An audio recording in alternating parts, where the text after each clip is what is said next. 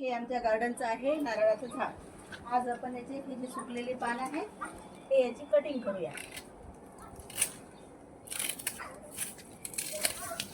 हे कान याला असं थोडीशी गुळाई करून याला खत टाकायचं आहे।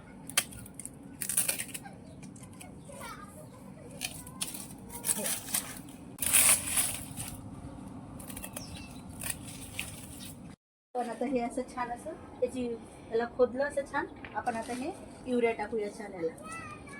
आणि हे आमचं 3 वर्षाचं झाड आहे हे नारळाचं। आता आपण याच्यामध्ये हे शेणखत टाकूया।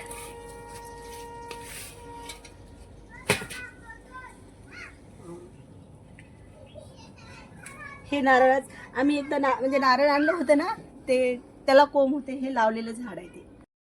नारळाच्या झाडाला ना पाणी खूप पाहिजे, छान असं पाणी टाकूया मस्त।